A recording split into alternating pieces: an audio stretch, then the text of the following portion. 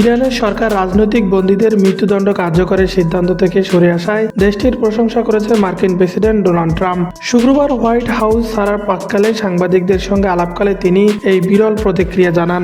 ফ্লোরিডার পাম বিচে নিজের মার এ লাগো রিসোর্টে সপ্তাহের ছুটি কাটাতে যাওয়ার সময় ট্রাম্প সাংবাদিকদের বলেন, ইরান 800 এর বেশি মানুষের ফাঁসি বাতিল করেছে। ট্রাম্প আরও যোগ করেন, তাদের এই সিদ্ধান্তকে আমি অত্যন্ত সম্মান জানাই। রিপাবলিকান এই প্রেসিডেন্ট তার নিজস্ব সোশ্যাল মিডিয়া প্ল্যাটফর্মেও ইরানের এই সিদ্ধান্তের কথা উল্লেখ করেন। সেখানে তিনি জানান, ইরানের 800 এর বেশি মানুষের মৃত্যুদণ্ড কার্যকর করার কথা ছিল, যা এখন আর হচ্ছে না। পোস্টে ট্রাম্প লেখেন, ধন্যবাদ। ইরানের ব্যাপক বিক্ষোভ চলাকালে দেশটির সরকার যদি গণহারে মানুষ হত্যা শুরু করে, তবে যুক্তরাষ্ট্র সেখানে সামরিক হামলা চালাতে পারে। ট্রাম্পের এমন হুঁশিয়ারি কয়েকদিন পরেই তার এই ইতিবাচক মন্তব্য সামনে এলো। যদিও বর্তমানে ইরানের সেই বিক্ষোভের রেশ অনেকটা কমে এসেছে। মানবাধিকার কর্মীদের মতে ইরানে চলমান বিক্ষোভে নিহতের সংখ্যা ক্রমাগত বাড়ছে। তবে ট্রাম্পের বক্তব্যে এটি ইঙ্গিত পাওয়া গেছে যে ইরান মৃত্যুদণ্ড স্থগিত রাখায় যুক্তরাষ্ট্রের সামরিক পদক্ষেপের সম্ভাবনা আপাতত কমে আসছে। ইরানে বর্তমান জটিল পরিস্থিতির সঙ্গে প্রেসিডেন্টের এই ইতিবাচক মূল্যায়নের তেমন সামঞ্জস্য দেখা যায়নি। তা সত্ত্বেও তার এই বক্তব্য এটি প্রমাণ করে যে দেশটিতে মার্কিন হামলা আসন্ন বলে তিনি আগে যে মন্তব্য করেছিলেন তা থেকে তিনি এখন সরে এসেছে।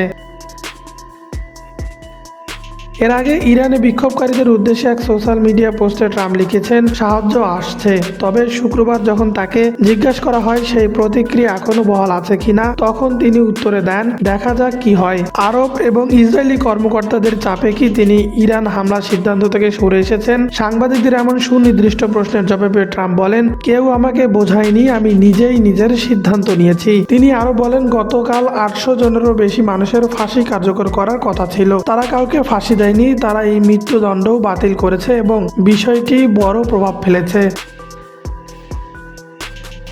তবে ইরান সরকারের কাছ থেকে আলোচনার ভিত্তিতে তিনি এই ফাঁসি বাতিলের বিষয়টি নিশ্চিত হয়েছেন। সে ব্যাপারে ট্রাম্প পরিষ্কার করে কিছু বলেননি। বিষয়টি গুরুত্বপূর্ণ কারণ একদিকে ট্রাম্প যখন ইরানের প্রশংসা করছেন, অন্যদিকে কঠোর দমনের মাধ্যমে দেশটিতে কয়েক হাজার মানুষকে হত্যা করে বিক্ষোভ স্তমিত করার অভিযোগ রয়েছে।